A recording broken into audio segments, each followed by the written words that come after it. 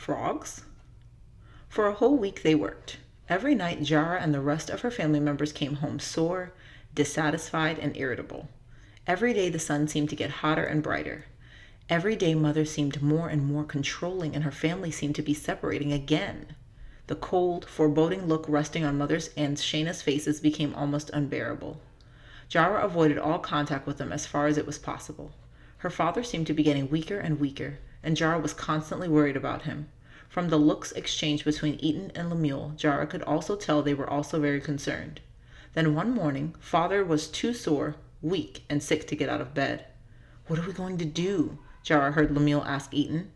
"We'll just say he's sick and offer to take on his work as well as ours. It will be a long, hard day." Eaton sighed despondently. "But we have to do it." There was a pause before Lemuel nodded his head and murmured, "Yes, I agree. We have to." Shayna was kneeling by Father's side, attending to him. She stood up and told Eaton, "As far as I can tell, he doesn't have a fever or infection. I think it's simply fatigue. I'll try and get him to eat." "Humph, fatigue. He could get over fatigue if he wanted to," Mother mumbled, loud enough for everyone to hear. Father turned his head to the wall, but not before Jara saw tears form in his eyes. Her father's sadness and her mother's harsh words hurt her heart. Breakfast was eaten in a hurried silence. The table was cleared mechanically. Jara was still cleaning off the dishes when Amasai came in. "Let's get to work," Amasai commanded. "Asher, Eaton, and Lemuel, you'll be moving bricks to the new monument and—" "Amasai." Eaton stepped forward. "Father's not well. He can barely get out bed. I'm afraid Lemuel and I will have to take on his share of work for the day." Amasai's eyes were wide. "But Eaton, that's almost impossible." "I know, but we don't have a choice. Father can't go to work today." Eaton's voice was quiet and respectful, but also forceful. Amasai sighed a little and shrugged. "You both are going to have to be prepared to stay into the night hours." "Yes, we know," Eaton said. "Very well," Amasai said resignedly. Turning to Shayna, he said, "Shayna, you have a different assignment today. One of the cooks in the palace kitchen is sick. There's a big feast tonight to celebrate one of the Egyptian gods, and I was asked to find a pretty young Hebrew woman who can cook in the kitchen and help serve at the feast. I think you will be good for that task." Jara's jaw dropped. "Shayna gets to work in the palace?" Jara felt envy flood over her like a wave of water, but she controlled herself as Amasai turned towards her. "Jara and Tirzah, you'll be working in the palace today too, washing clothes. The Egyptians are overwhelmed with the amount of laundry they have to do before the feast tonight." "What? We get to work in the palace too? Washing clothes?" Jara could feel a smile steal across her face. At last she could be in the palace. "I'll be back in a few minutes to bring you girls to the palace. Oh, and do you have anything nicer to wear? They want whoever comes to the palace to be clean and well dressed," Amasai said. "Yes, I just made them new dresses recently," Mother replied, coolly, though with evident pride. "Good. Get ready quickly. I'll be back in a moment." Amasai left, followed closely by Eaton and Lemuel. "Don't just stand there. Hurry up and get dressed," Mother yelled. Then she murmured to herself, "Praise be to Ra that I thought of making those dresses when I did. What an honor to have children working in the palace." And she scooped up Yanni, balanced him on her hip, and limped out of the house to finish cleaning up after breakfast. Shayna practically flew to the chest where their new dresses were stored. Shoving them towards the girls, she commanded, "Put them on fast. We may have time to braid and cover our hair if we hurry." Shayna's always so concerned about her outward appearance. Jara looked at her sister with an annoyed expression, but Shayna didn't notice. She was too busy putting on her linen dress and smoothing out the intricate folds. "But that dress is lovely on her," Jara admitted to herself. She watched as Shayna pulled back the top layer of her hair and tied it with a frayed strand of silver cording, revealing some delicate, looping ringlets underneath. She also pulled the shawl that matched the dress around and over her head, covering it. She quickly spun Tirzah around, pulled out some black wool and tied it like a headband. "Jara, you're just standing there staring. Get on your dress and comb your hair. It's so tangled. I'll fix it as soon as I'm done with Tirzah." Jara slid into her dress and then grabbed the broken bone comb from the table where Shayna had just laid it. Vainly she attempted to push it through her gnarly hair, but before she had even begun getting the tangles out of it, Jara felt Shayna running her fingers through her hair. "Ouch!" Jara yelled. "Hold still," Shayna scolded, pulling back all of Jara's hair into a long, thick braid.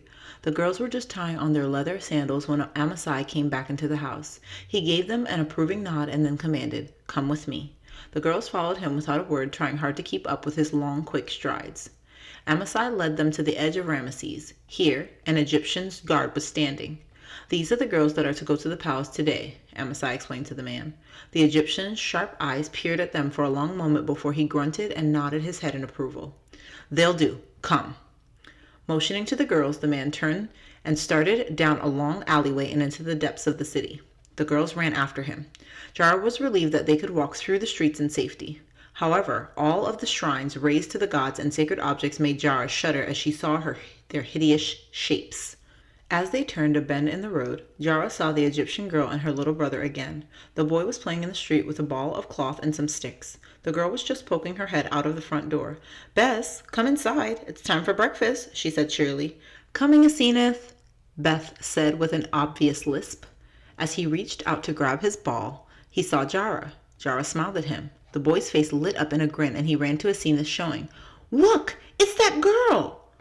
Asenath looked very surprised to see Jara walking behind an Egyptian guard and dressed in nice clothes. Jara nodded her head in respect, smiling at her.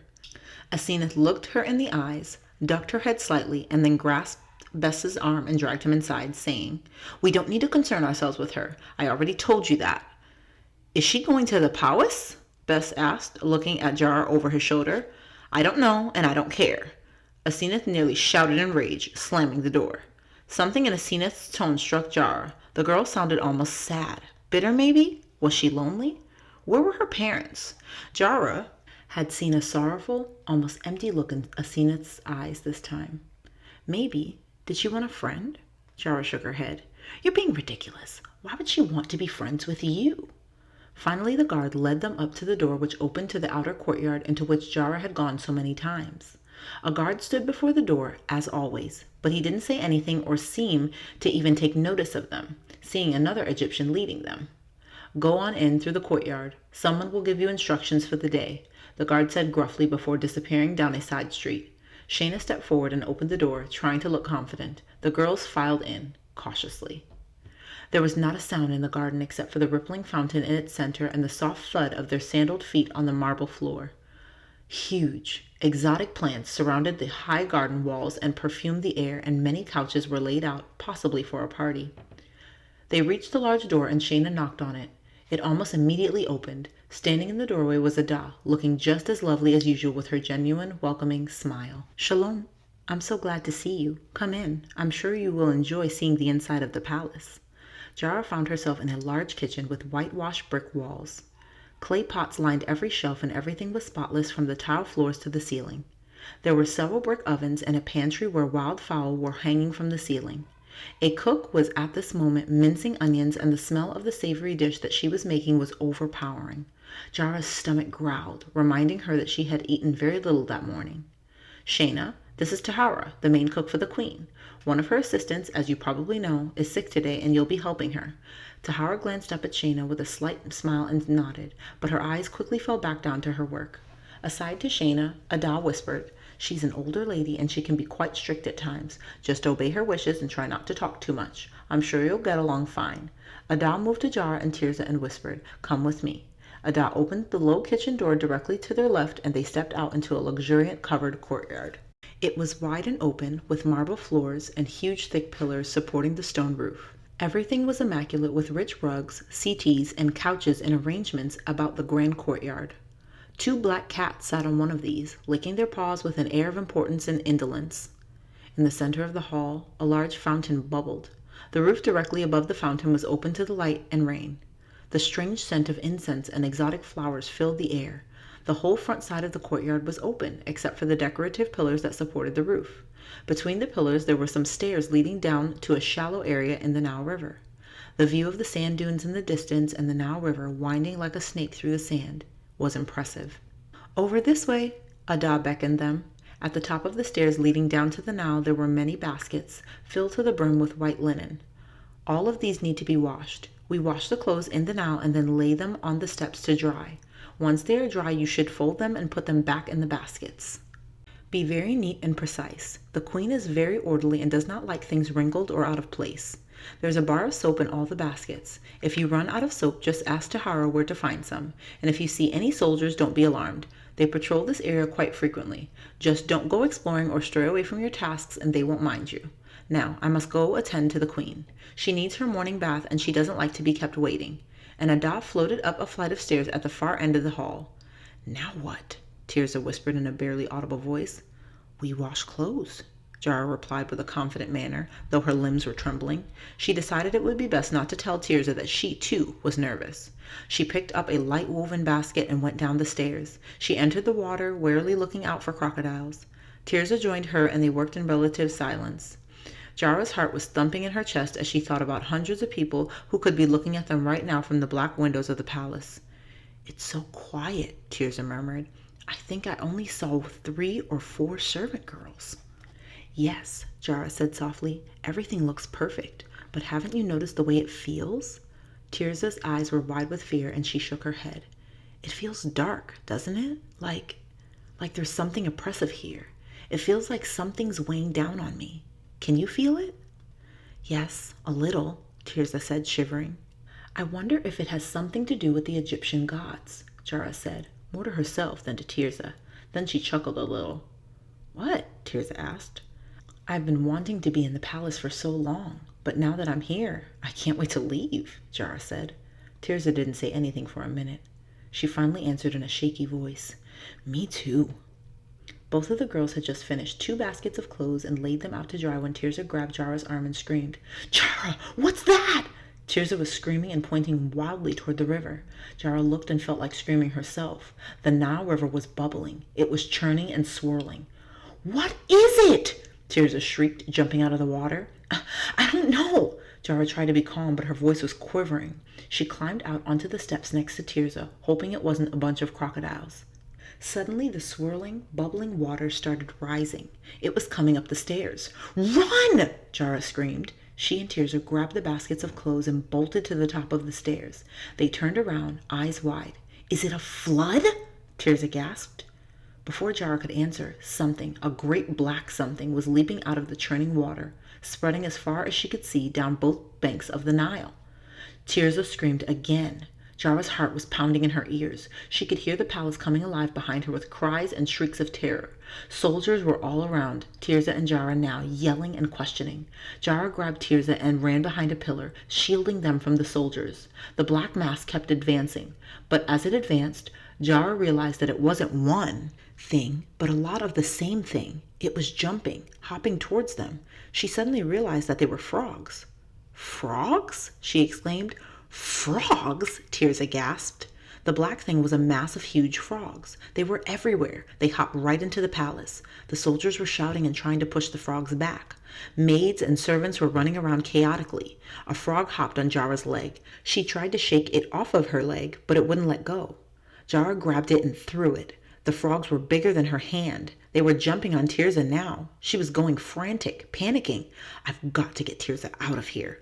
With determination, Jara grabbed Tirza's hand. "Let's go!" she cried above the hubbub of croaking frogs and terrified people. She pulled Tirza out from the shelter of the pillar and dashed across the courtyard. Frogs were everywhere. She couldn't move without stepping on one.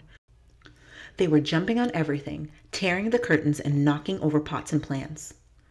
Jara saw an idol on a shelf get knocked over, fall to the floor, and shatter. Jara kept running into petrified maids, angry soldiers, and more frogs. The maids were shrieking and crying. Jara quickly became lost in the crowd of Egyptians. She couldn't find her way through the chaos. "Jara, what do we do?" Tirza wailed. Jara felt like wailing herself. She didn't know how to get them out of this. What could she do? Just then, she felt a gentle hand grab her arm. She spun around and found herself face to face with a pale Ada. "Come with me," she gasped. Jara and Tirza gladly obeyed. Ada quickly weaved in and out of the crowd and then shoved both of the girls out of a door onto a portico. She slammed the door behind her. Jara was relieved to be in the open air, but she saw that the frogs were taking over the city. Absolute terror and horror was reigning. "You girls must leave immediately," Ada cried, shepherding the girls toward a small gate in the wall. "Some of the Egyptians who hate the Hebrews will remember that you were here today. They might think you cast a magic spell that caused all this. You must go, now." Ada pulled open the gate. "What about you and Shayna?" Jara asked. "I'll be fine. The queen will keep me from danger, but she doesn't know you, and since you're new in the palace, you would be the first one suspected of mischief. Now go. I'll send Shayna right after you." Adab pushed them out of the gate and quickly closed it behind them. "Come on," Jara said, grabbing Tirza's hand again. The girls ran through the Egyptian streets, which were filled with frogs and distressed people. The Egyptians were closing their doors and windows, but the frogs were still hopping inside. Some little children who began to chase the frogs were jerked inside by their mothers. Horses were whinnying, cows were lowing. Jara and Tirza made their way as fast as they could through the streets. They were both covered in slime and kept stepping on frogs. Jara gasped as she realized that even more frogs were appearing every second, crawling out of gutters and mud puddles.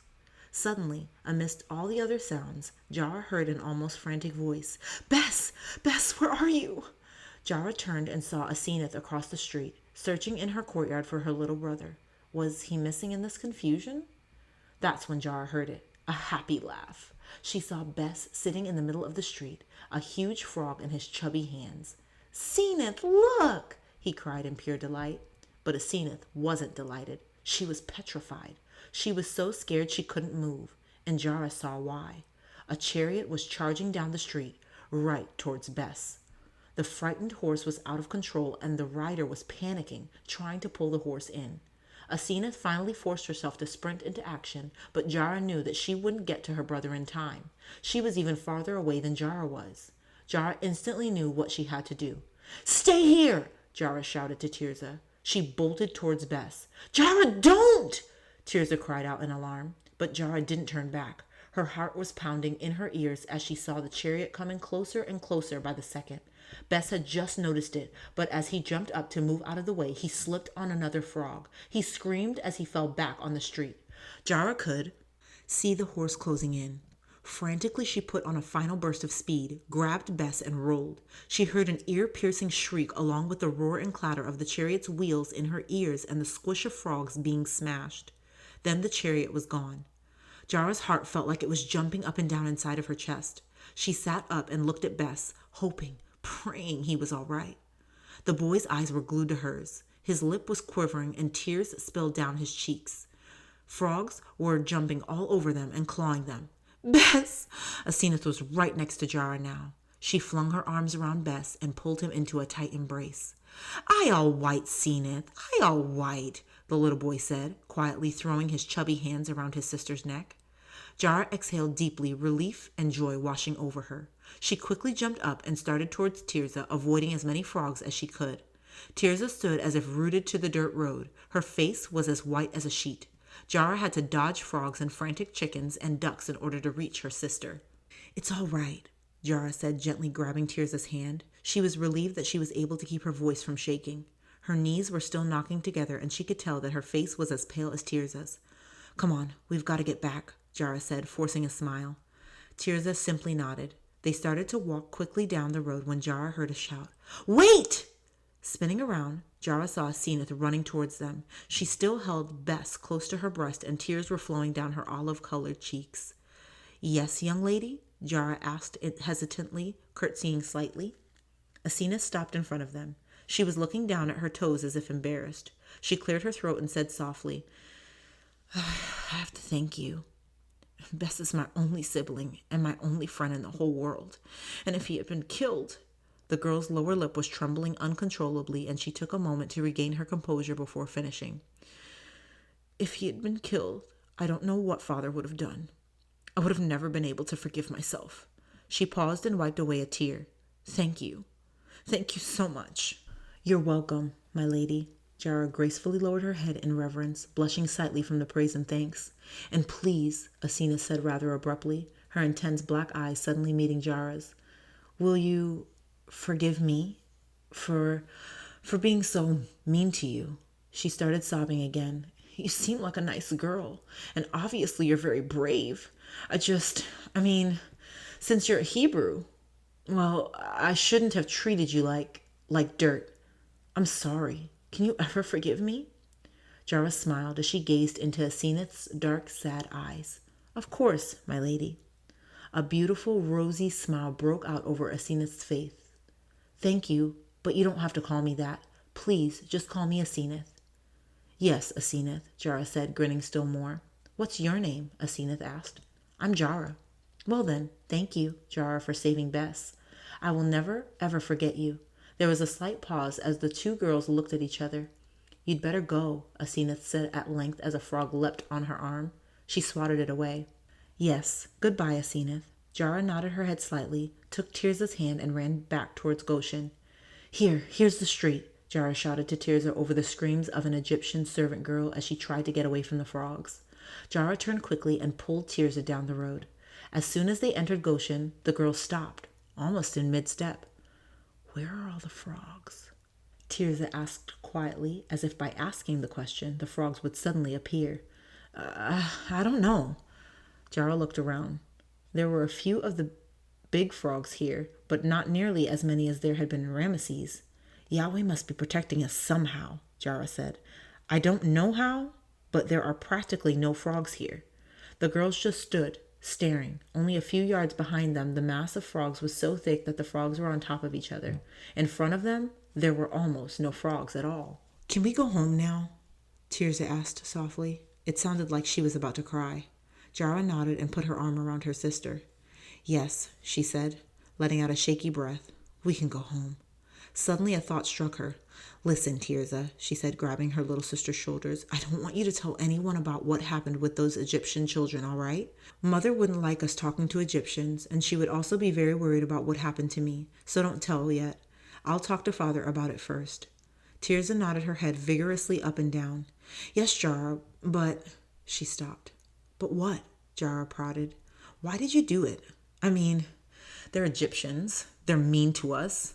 And that girl, well, it sounded like she was apologizing for being mean to you before, and you could have been killed. Jara took a deep breath before answering.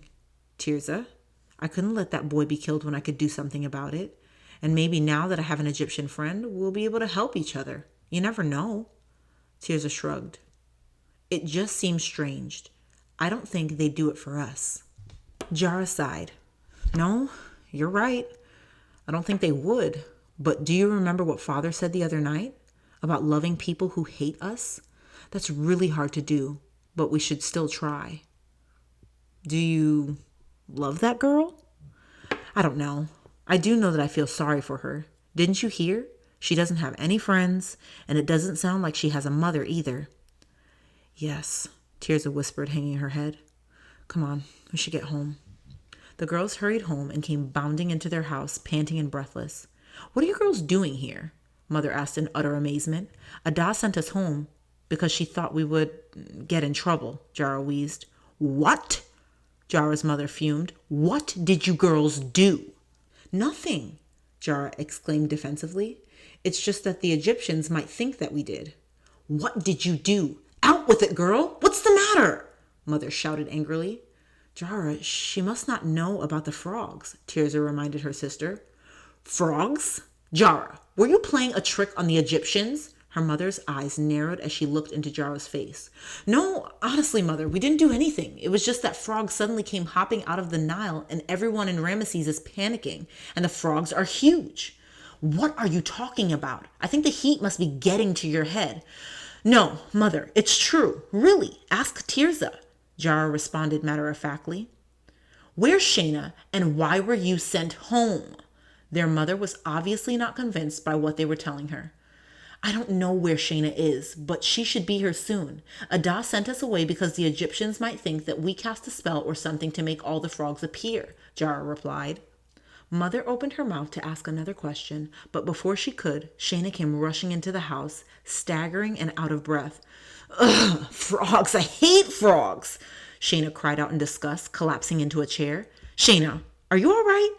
Shayna described exactly what Jara had just told their mother. Their father, who was lying on his bed, commanded, Mariel, don't badger the children. If you aren't convinced by what they have to say, go and look for yourself. All right, I shall.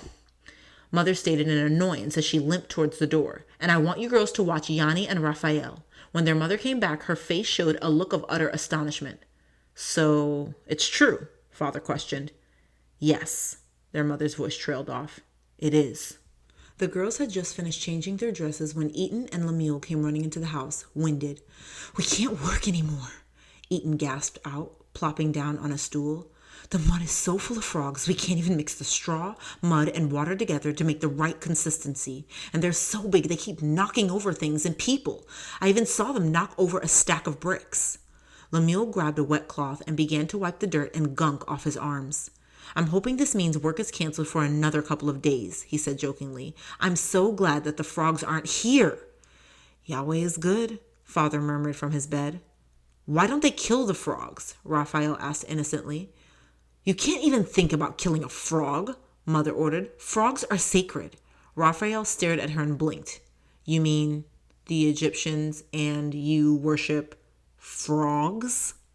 No, Mother said in exasperation. One of the gods is Hedjet. She has the head of a frog. Frogs are associated with fertility and resurrection because they come from the Nile. So frogs are sacred because they represent the goddess of Heget. We don't worship frogs. We just hold them as sacred. Raphael stared at his mother for a moment and then burst into laughter. You worship frogs? He was laughing so hard that Tirza and Yanni started laughing with him. It was all Jar and Lemuel could do to hold their composure and not laugh too. Stop it, all of you! This is a serious matter! Mother shouted, angered by this offense against her beliefs. Children, that's enough, Father said with a smile, slowly moving to a sitting position. We can talk more about it later, but for now we might make use of the time we have here at home. The fence that holds our oxen and donkeys really needs to be mended. As Father said this, he tried to get out of bed, but the effort was obviously too great for him. We can do it, Father, Lemuel said kindly. Eaton and I know how. But you boys have been working hard for my sake for days, Father began. It's fine, Father. We can do it. Really, we can. We promise to not overextend ourselves, Lemuel said, grinning at Jara. Thank you, boys, their father replied gratefully, lapsing back onto his worn pillow with a gracious smile. Jara and Tirza, take Raphael and go weed our plot of ground, Mother charged them. Yes, ma'am, Jara replied wearily. She wished that she could rest, but she knew that she needed to help the family, especially since their father was so weak and sick. But as she bent over to pull weeds in the garden, she couldn't help but wish that she was their mother's favorite child so that she could get the more pleasant jobs. Tirza's voice interrupted her thoughts. I wonder how long this plague will last, Tirza murmured. Plague? Jara thought. I never thought of it being a plague, but I guess you could call it that. Aloud she replied, I have no idea. Do you think we'll be free soon? Raphael piped up. Papa mentioned something about us going to a land flowing with milk and honey. He licked his lips as if he could taste the sweet food. I hope so, Jara replied with a small giggle at Raphael's behavior. We'll just have to wait and see. Now hurry up so we can get some more straw after we weed this. Eaton grunted a little as he heaved another log up to Lemuel, who was straddling the fence. Together they balanced the log and then shoved it into the grooves that would keep the log in place. There's no more wood, Lemuel pointed out, panting a little from exertion. We'll have to use some of the rope we have left to finish fixing the fence. Right, Eaton assented. The boys headed towards the wagon where they kept all of the tools and supplies for fixing things. Lemuel clambered up into the wagon bed and started digging through the mess in search of a rope. Found it, he finally exclaimed, holding up a nice, long stretch of rope. But Eaton seemed oblivious to what his brother was saying. He was leaning up against the wagon, staring out into the pasture land, evidently in deep thought. Lemuel jumped out of the wagon onto the grass. Eaton? Lemuel nudged his brother gently. Eaton asked, a little startled. I found the rope. Oh, right. Let's go then, Eaton said distractedly, leading the way back towards the fence with strong, quick strides. Lemuel ran up to him and looked into his brother's troubled face. What are you thinking about? Lemuel prodded. Is something wrong? You haven't seemed yourself all day. Oh, no, not really, Eaton replied, but his mind was obviously elsewhere. Lemuel let out a long, drawn-out sigh. Dragging information out of his introverted big brother was never easy. You've just been acting very serious lately, and you've been going out with Father a lot more than usual. I just thought something might be wrong, Lemuel said, casually. Eaton looked sideways at Lemuel. You're not going to stop prying until you know, are you? He asked, with a slightly teasing grin. Oh, I'm sure I can guess what you're thinking about since you tell me almost everything sooner or later. I just want to make sure nothing else has come up. Lemuel threw his brother a jesting look. Eaton chuckled slightly. He knew he could trust Lemuel. Eaton told his little brother practically everything. But no, soon Lemuel wouldn't be his little brother anymore. Lemuel was already almost as tall as he was, and he was very mature. Chuckling again, he turned to Lemuel and said, Well, what's your guess? Lemuel looked at him, a grin on his face. Ada, right? Eaton nodded, and Lemuel was pleased to see a smile cross his brother's face as Eaton looked down at the ground and kicked a stone out of his way. Right. Have you talked to her father yet? I thought that was your next step. No, Eaton began, a little hesitantly. I know that Ada's the girl that Yahweh wants me to marry, but honestly, I don't know if I'm ready to be a leader and a provider. There was a slight pause. I think you are, Lemuel said quietly. If something ever happened to Father, I think I trust you just as much as I trust him. Eaton turned a beaming face to Lemuel. Thanks, Lem. That means a lot coming from you. Lemuel was a little taken aback, not only by what Eaton had just said, but by his bright countenance. Though Eaton was always happy, Lemuel had never seen Eaton beam. Why? He asked. Eaton stopped walking. They were back at the fence now. Because you know all my faults. Eaton finished with a slight laugh. Lemuel laughed too. Eaton grew serious again as he said, but anyways, that's why I've been going on walks with Father so much. We're talking about whether I'm really ready to be married or not. But soon, very soon, I hope to talk to Jaden about Ada. Well, I'll be praying for you, Lemuel said, tying a tight knot in the rope. Thanks, Eaton murmured, focusing on his work. And Lem, he suddenly said, don't tell anyone else, especially Tirza. Lemuel laughed. Of course not. Tirza won't hear a word of it from me. If she even guesses at what you were thinking, Jaden would hear about it in 3 minutes. Eaton nodded, smiling. Nothing gets by her, especially nothing that's related to romance, he chuckled. But now we have to hurry up. It's getting dark and we need to get back.